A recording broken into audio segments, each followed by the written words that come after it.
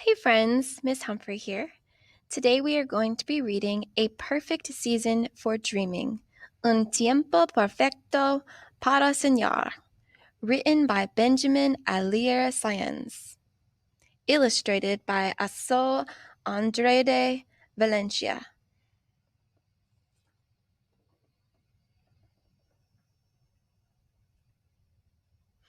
Summer arrived gently, carrying a blue and cloudless sky, making it a perfect season for dreaming. Octavio Rivera, who was 78 years old, had a feeling that he was about to have the most fantastic dreams of his life.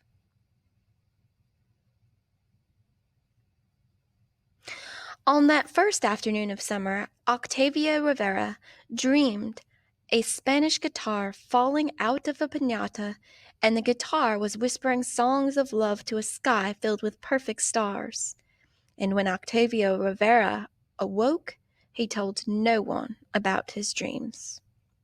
On the second afternoon of summer, Octavio Rivera dreamed two giant turtles falling out of a piñata, and the two turtles were kissing, and in the moment of that kiss, a flame shot out into the sky. And when Octavio Rivera woke, he told no one about his dreams.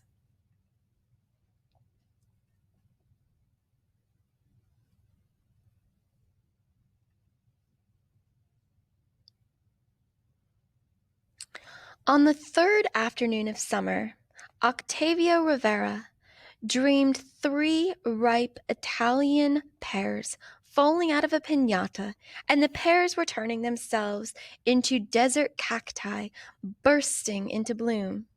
And when Octavio Rivera woke, he told no one about his dreams. On the fourth afternoon of summer, Octavio Rivera dreamed four pigs from Iowa falling out of a piñata, and the pigs had yellow wings and were flying to Chicago to see their Uncle Glenn and Aunt Nancy. And when Octavio Rivera woke, he had the urge to tell someone about the dreams he was having. What pattern do you notice in Octavio's dreams? Great job. You're right. So the day that he is dreaming about it, so if it's the first day that he was dreaming, then he saw one thing.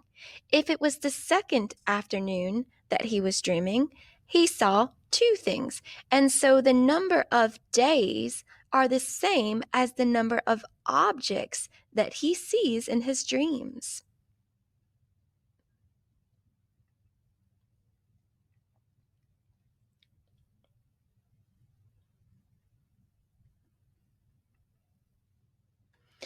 On the fifth afternoon of summer, Octavio Rivera dreamed five coyotes dressed in mariachi costumes falling out of a piñata, and the coyotes were escaping from Tincha's Cafe on Alameda and heading towards Denver in an old beat-up tractor. And when Octavio Rivera woke, the urge to tell someone about his dreams was very strong inside him. And so he thought to himself, who should I tell? Should I tell my son? Should I tell my daughter-in-law? No, no, he said to himself, my son and daughter-in-law would only think that I was finally going crazy, and they would shake their heads. And so he kept his dreams to himself and told no one. Why doesn't Octavio want to tell his family and friends about his dreams? That's right. He doesn't want to tell them about his dreams because he's afraid that they will think that he's crazy.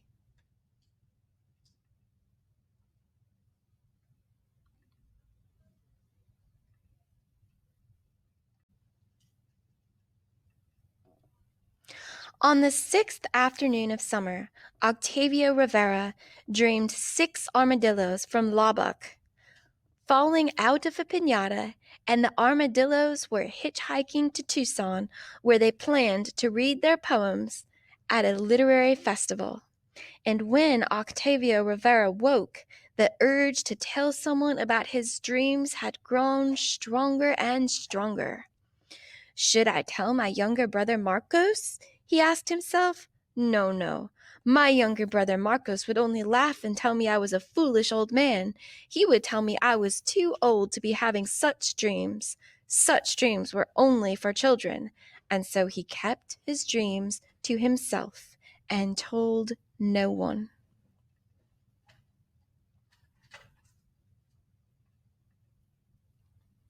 On the 7th afternoon of summer, Octavio Rivera dreamt 7 magic shirts falling out of a piñata, and the shirts contained all the colors of the earth, and they were busy chasing the little boy who had lost them. And when Octavio Rivera woke, the urge to tell someone was so strong that his heart was beginning to hurt.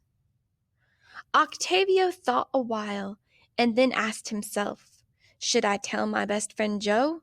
He shook his head. No, no, my best friend Joe would tell me that I had indigestion and that I should stay away from eating gorditas and chorizo and all the foods I love to eat. No, I won't tell him. I won't tell my son or daughter-in-law. I won't tell my brother Marcos, and I won't tell Joe. So he kept his dreams to himself and told no one.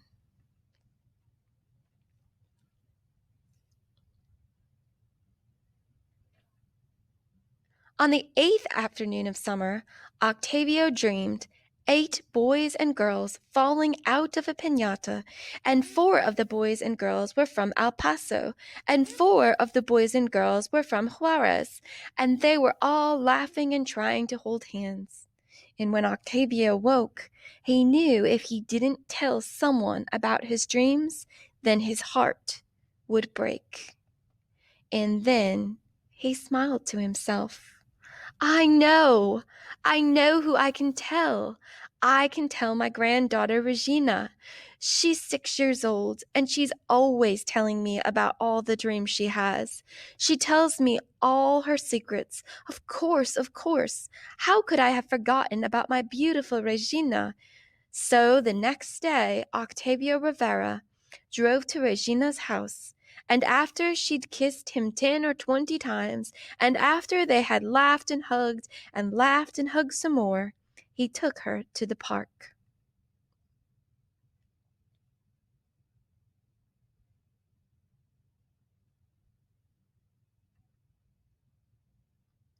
And when they got to the park, Octavio Rivera laid out a blanket in the shade of a tree that was older than he was and told Regina, I want to tell you about the dreams that have been visiting me. Dreams that visit, Tata Taboo? Regina asked. That is what she called him, Tata Taboo. Yes, dreams are like good friends who visit and console you when you're lonely. Yes, like friends, Regina repeated. And I do love dreams. You know I love dreams. Because you're like me. Yes, yes, tell me, Tata Taboo. I want to know every detail of all the dreams that have visited you. You see, Querdita, Regina, those are all the things that were falling from my piñata in my dreams. Oh, oh, oh! Regina cried. You are the most beautiful dreamer in the world, Tata Taboo. The most beautiful, beautiful dreamer in the world.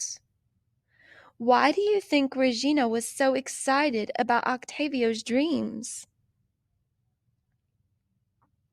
Yes, I would agree with that. You're right, because she is a dreamer too, and she's excited that she has something in common with her grandfather.